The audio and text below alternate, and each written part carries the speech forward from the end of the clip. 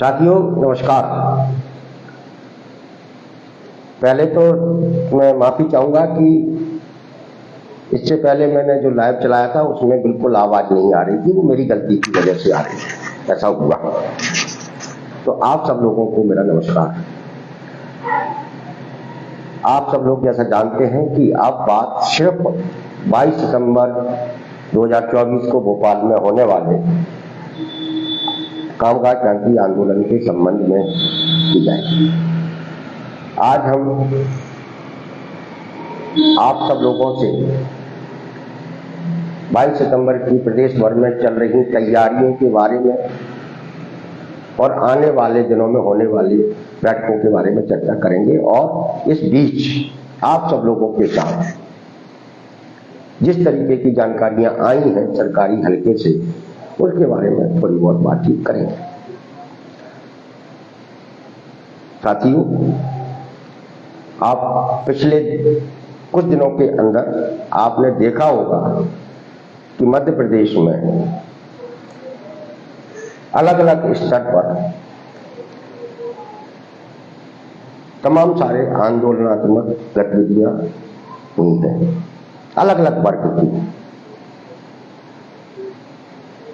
उन गतिविधियों में हर वर्ग के लोग अपने अपने सवालों को आंदोलन के जरिए सरकार तक पहुंचाने का काम कर रहे हैं।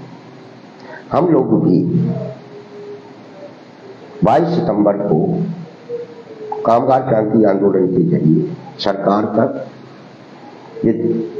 सरकार के सभी विभागों में काम करने वाले आउटसोर्स, अस्थायी, अंशकालीन ग्राम पंचायतों के चौकीदार, ब्रेक पंप ऑपरेटरों के सवालों को सरकार तक पहुंचाने का काम करेंगे।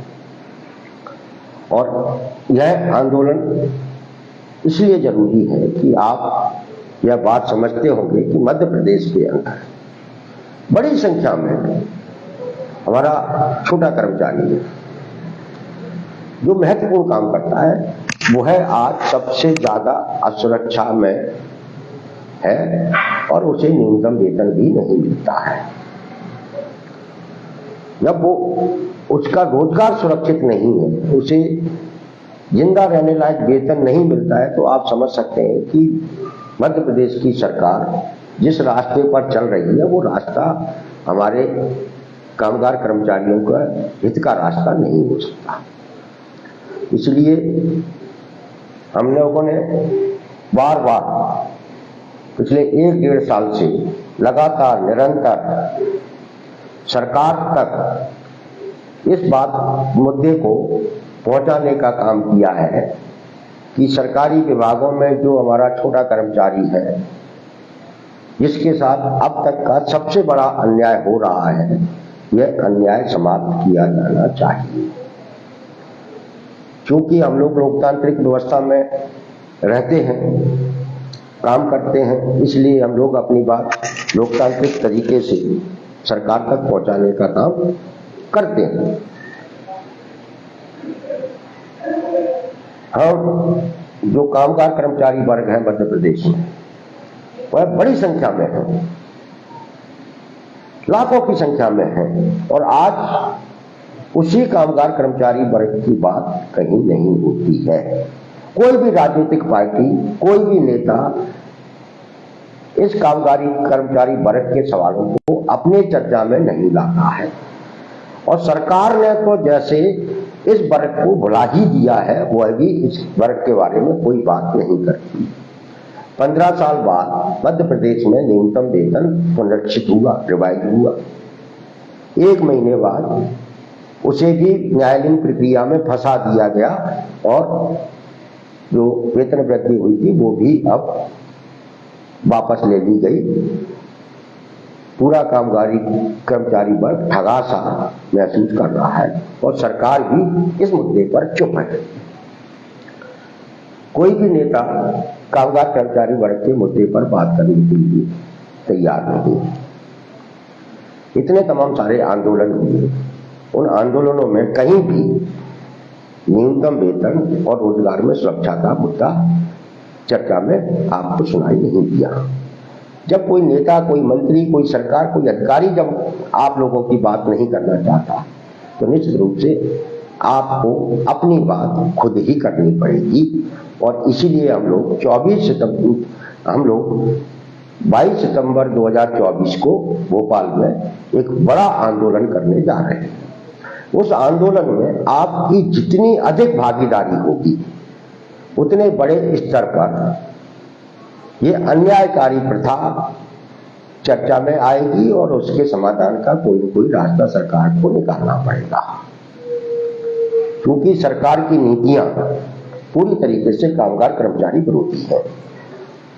और इसका अंदाजा इस बात से लग जाता है कि हमारे देश के प्रधानमंत्री आदरणीय नरेंद्र मोदी जी ने चुनावों के दौरान और बाद में भी अपने भाषणों में इस समाज के अंदर 4 वर्गों की बात की। वो 4 वर्ग कौन कौन से थे? युवा, महिला, गरीब, किसान। जबकि इससे पहले पूरी दुनिया के अंदर अगर जब वर्गों की बात होती थी तो 2 वर्गों की बात होती थी, एक पूंजीपति वर्ग, दूसरा मजदूर वर्ग, कर्मचारी वर्ग, तीसरा कोई वर्ग नहीं होता था। यानी एक वर्ग कमाने वाला, एक काम करने वाला वर्ग, जिसको पूंजीपति वर्ग और मजदूर वर्ग कहते थे। मजदूर वर्ग काम करता था, पूंजीपति उससे कमाता था। लेकिन हमारे प्रधानमंत्री जी ने इस बड़े वर्ग को सरकार की और राजनीतिक चेतना से बाहर कर दिया। अब सिर्फ 4 वर्ग बचे हैं, मजदूर, युवा, किसान और गरीब। तो जो कामगार कर्मचारी वर्ग है, जो करोड़ों की संख्या में, वो कहां गया है? उसकी बात कौन करे? उसके सवालों को कौन उठाए? और ये जो कामगार कर्मचारी वर्ग है, इसमें महिलाएं भी हैं, इसमें युवा भी है, इसमें दलित भी है, इसमें आदिवासी भी है, इसमें किसान के बच्चे भी हैं, इसमें गरीब के बच्चे लोग भी हैं।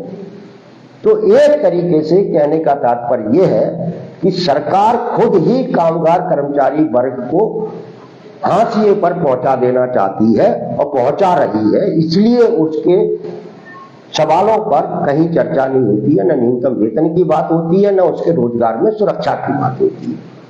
क्योंकि जब कामगार वर्ग की बात होगी तो निश्चित रूप से किसी को भी उसके वेतन भत्तों की, उसकी सामाजिक सुरक्षा की, उसके रोजगार में सुरक्षा की बात करनी पड़ेगी। और इसीलिए कोई भी नेता, कोई भी मंत्री, कोई भी अधिकारी कामगार कर्मचारी वर्ग की बात नहीं करता। खुद सरकार ने इस बड़े वर्ग को अपनी चर्चा से बाहर कर 4 वर्ग घोषित कर दिए हैं और जिनके इर्द गिर्द पूरी राजनीति चल रही है। इसलिए हम सब, आप सब लोगों की जिम्मेदारी है कि हम लोग भी एक वर्ग हैं। हम वो वर्ग हैं जो सब कुछ बनाते हैं। कंप्यूटर हम चलाते हैं, साफ सफाई हम करते हैं, अस्पतालों में मरीजों की देखभाल हम करते हैं, अधिकारी मंत्रियों की गाड़ियां हम चलाते हैं, बिजली घर घर हम पहुंचाते हैं, पानी घर घर हम पहुंचाते हैं, पंचायतों में KYC हम कराते हैं, सारा काम हम लोग कराते हैं। फिर हमारी चर्चा क्यों नहीं?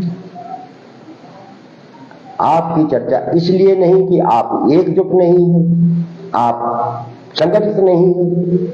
और इसीलिए हम लोगों ने 22 सितंबर 2024 को भोपाल में कामगार क्रांति आंदोलन का आगाज किया है। इस दिन आपको भोपाल आकर सरकार को यह बताना है कि हम भी हैं, हमारी भी बात करो। हम भी एक वर्ग है, बड़ा वर्ग है, जो हम गाड़ियां चलाते हैं, पानी पहुंचाते हैं, घर घर साफ सफाई करते हैं, सरकार की हर स्कीम का, हर योजना का क्रियान्वयन करते हैं। तो हमारी बात क्यों नहीं? और हमारी बात तभी होगी जब हम संगठित होकर सड़कों पर दिखाई देंगे। वरना सरकार ने हम कामगार कर्मचारी वर्ग को तो भुला ही दिया है और इसीलिए पिछले 3 महीने से न्यूनतम वेतन का मुद्दा हाई कोर्ट में लटका हुआ है। सरकार ने आज तक उस पर अपना पक्ष नहीं रखा है और हमारा जो बढ़ा हुआ वेतन था वो लटका हुआ है। कई विभागों के अंदर हमारे आउटसोर्स कर्मचारियों को नौकरियों से निकाला भी जा रहा है, निकाला भी गया है, सिर्फ इसलिए कि हम संगठित नहीं थे। अभी बड़ी संख्या में अतिथि शिक्षक 5 तारीख को आंदोलन करने वाले भोपाल में नौकरी से बाहर हैं। वो कब है नौकरी से बाहर? जब चुनाव, इसके बाद नौकरी से बाहर है कि जब चुनाव से पहले खुद मुख्यमंत्री शिवराज सिंह चौहान ने उन्हें 12 महीने का सेवा काल का वादा किया था, तनख्वाह बढ़ाई थी और उनसे वचन दिया था कि अब तुम्हें कोई नौकरी से नहीं निकालेगा, जो मोदी जी की गारंटी है। वो अतिथि शिक्षक स्कूलों से बाहर घर में बैठा हुआ है। हमारे जो आउटसोर्स व्यावसायिक शिक्षक थे उनको भी सरकार घर में बैठाई हुई थी। डीपीआई उनकी ज्वाइनिंग कराने के लिए तैयार नहीं था। जब उन्होंने डीपीआई को घेर लिया, वो हाई कोर्ट गए, तब कल ही हाई कोर्ट से फैसला आया है कि इनकी ज्वाइनिंग कराइए। एक आउटसोर्स कर्मचारी को आउटसोर्स कर्मचारी की जगह के कारण नहीं हटाया जा सकता, पुराने कर्मचारी को नया आउटसोर्स कर्मचारी रखकर नहीं हटाया जा सकता। और हाईकोर्ट ने सरकार को बड़ी फटकार लगाते हुए उनकी ज्वाइनिंग कराने के आदेश दिए। तो ये तमाम सारी जो चीजें हैं ये सिर्फ इसलिए है कि हम लोग संगठित नहीं हैं और इसलिए हमारा पिछले 1-1.5 साल से ये प्रयास है कि आप लोग संगठित हो और संगठित होकर अपनी बात करें, एक साथ आकर अपनी बात करें। टुकड़े टुकड़ों में अगर बात करोगे जैसा सरकार चाहती है तो आपकी बात कोई सुनने वाला नहीं है। इसलिए साथियों, 22 सितंबर का एक ऐसा अवसर है जिस दिन ग्राम पंचायतों के चौकीदार, वृद्ध, पंप ऑपरेटर से लेकर स्कूलों के अंशकालीन, एसएमबी के वृद्ध, चौकीदार, खाना बनाने वाले, कंप्यूटर चलाने वाले, गाड़ियां चलाने वाले, घर घर पानी पहुंचाने वाले, डायल 100 चलाने वाले, एम्बुलेंस 108 चलाने वाले, अस्पतालों में मरीजों की सेवा करने वाले, वार्ड बॉय, सफाई कर्मी, ये तमाम सारा जो हमारा आउटसोर्स कर्मचारी है वो एक साथ एक मंच पर आकर अपने साथ न्याय कराने का शंखनाद कर सकता है। इसलिए साथियों, आज हम और आज के बाद भी अब पूरा फोकस 22 सितंबर के कामगार क्रांति आंदोलन के ऊपर रहेगा।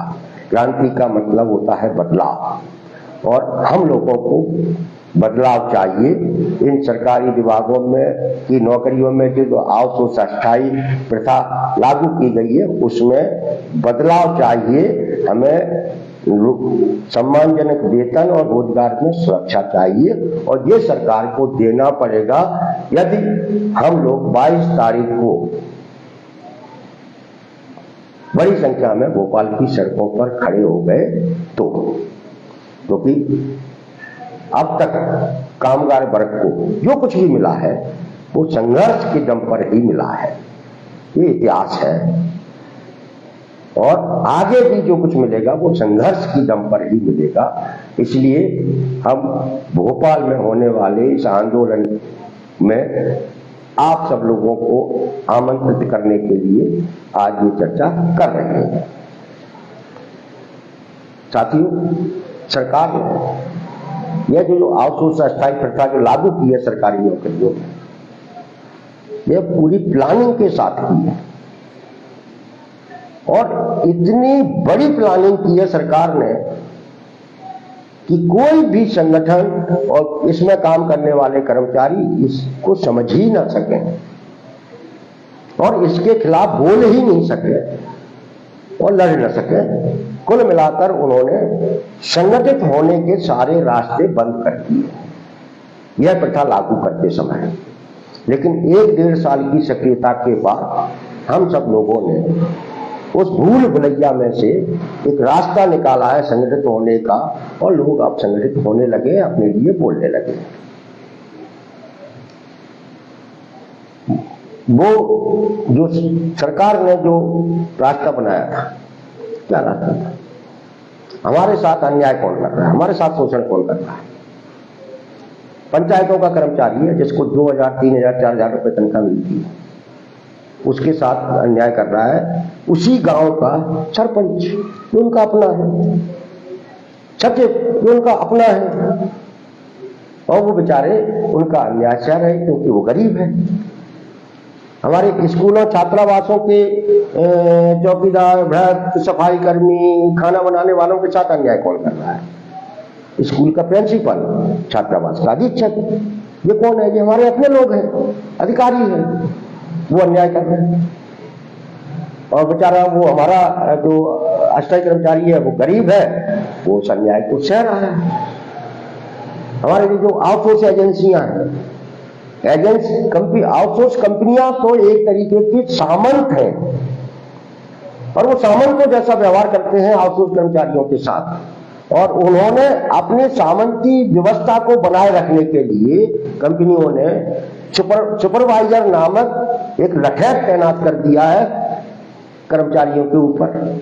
वो सुपरवाइजर हमारे आउटसोर्स कर्मचारी के तनख्वाह में से हिस्सा मांगता है, कर्मचारियों के साथ अभद्रता करता है, एक तरह से गुंडागर्दी करता है, वो लठैत है। जबकि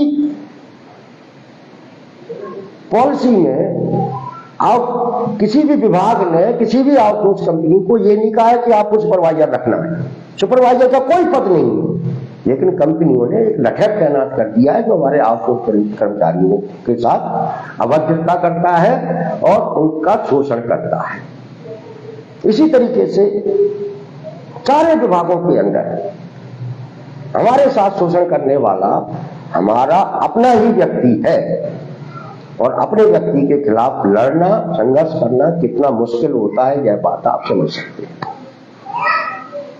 तो इसलिए ये जो पूरी लड़ाई है यह नौकरियों में जो असुरक्षा है उसको खत्म कराने की लड़ाई है।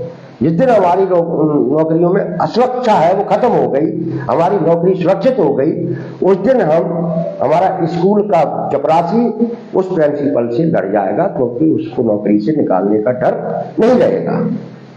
जिस दिन हमारे अंदर, हमारे लोगों के अंदर नौकरी से निकालने का डर खत्म हो गया, उस दिन इन्हें सरकारी कर्मचारी का दर्जा पाने से कोई नहीं रोक सकता, और आउटसोर्स कंपनियों को खुद ब खुद अपने सरकारी दफ्तर छोड़ के भागने पड़ेंगे।